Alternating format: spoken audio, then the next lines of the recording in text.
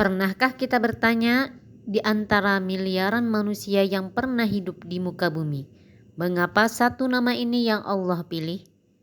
Bukan malaikat yang suci tanpa dosa, bukan raja dengan kekuasaan besar, bukan manusia paling kaya atau paling berilmu, namun seorang yatim yang lahir di tanah gersang Mekah, tanpa istana, tanpa harta, tanpa pelindung. Dialah Muhammad bin Abdullah, manusia yang Allah sebut sebagai Habibullah, yaitu kekasih Allah. Lalu, apa yang membuat beliau begitu istimewa di sisi Allah?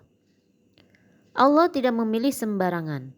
Allah Maha mengetahui masa lalu, masa kini, dan masa depan. Jauh sebelum Nabi Muhammad dilahirkan, namanya telah disebut di langit. Akhlaknya telah dikenal para malaikat.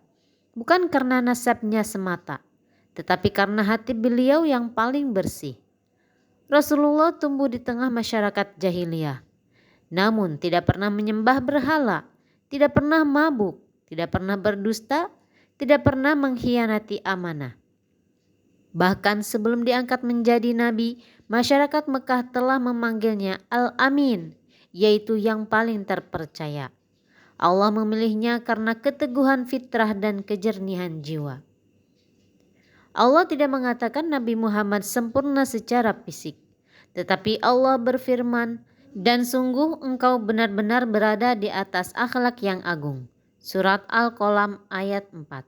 Akhlak Rasulullah membuat langit jatuh cinta. Beliau memaafkan saat disakiti. Beliau memberi saat dihina. Beliau mendoakan saat dilukai. Ketika penduduk Taif melempari beliau dengan batu hingga darah mengalir dari kaki beliau, malaikat menawarkan untuk menghancurkan mereka. Namun apa jawab Nabi Muhammad? "Jangan, aku berharap dari keturunan mereka akan lahir orang-orang yang beriman."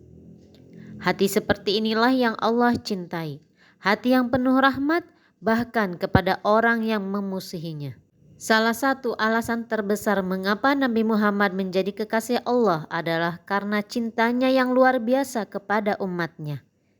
Di saat para nabi lain berkata, "Ya Allah, selamatkan diriku," Nabi Muhammad berkata, "Ummati, ummati, umatku, umatku."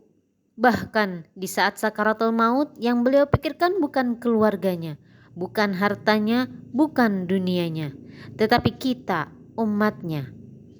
Allah mencintai Nabi Muhammad karena Nabi Muhammad mencintai makhluk Allah. Bayangkan, dituduh gila, beliau dituduh pendusta, diusir dari kampung halaman, diperangi, diboikot dan dilukai. Namun Nabi tidak pernah berhenti berdakwah, tidak pernah menyerah dan tidak pernah membalas kebencian dengan kebencian. Kesabarannya bukan karena lemah, tetapi karena iman yang sangat kuat kepada Allah. Allah mencintai hamba yang bersabar saat paling terluka. Mengapa Nabi Muhammad menjadi kekasih Allah? Karena hatinya paling bersih, karena akhlaknya paling indah, kesabarannya paling kuat, cintanya paling luas, dan ketundukannya paling tulus. Dan kabar baiknya, Allah tidak meminta kita menjadi nabi. Allah hanya meminta kita meneladani nabi. Jika ingin dicintai Allah, cintailah Rasulullah. Jika ingin dekat dengan Rasulullah, hidupkan akhlaknya dalam diri kita. Semoga kelak kita termasuk umat yang dipanggil Nabi di Telaga Al-Kautsar. Amin ya Allah ya Rabbal Alamin.